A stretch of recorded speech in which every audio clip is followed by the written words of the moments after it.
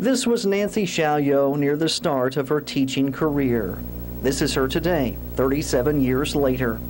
Her days are now spent with the children of the children she taught in the 60s and 70s. It's exciting to see those children come into the school system and to have a relationship with their parents different than I had when they were students.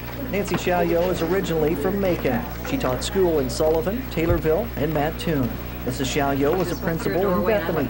In 1987, she became a Sullivan Principal.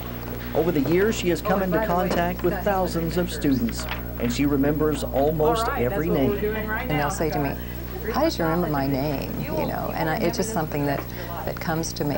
And I could probably call every student by name in the building now, 256 of them. In Ms. Shalyo's office, you will find her wall of fame. She doesn't display many personal awards or photos, but instead the wall salutes the accomplishments of her students. One of her most prized possessions is this drawing of the Sullivan Power School, where she began teaching.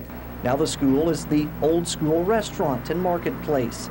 This week, as she prepares to retire, Ms. Shalyo returned to the old school with one of her old students. It looks a lot smaller than it did back then. We used to do a lot of things in this room, a lot of activities. It was in this room that Mrs. Shalyo first met Scott England, first grade class of '71. My desk would sit there. This used to be a chalkboard. Now antiques and arts and crafts are sold in the old school room, but Mrs. Shalyo was able to still find a familiar closet. Oh, this is where we kept all the teaching supplies, our construction paper, and you can see we only had about 3 shelves. Here we were, in the same room, more than 3 decades later. I'd also brought along a special picture. Here you are. Yes. And you had been teaching how many years in '71? Well, 5 years.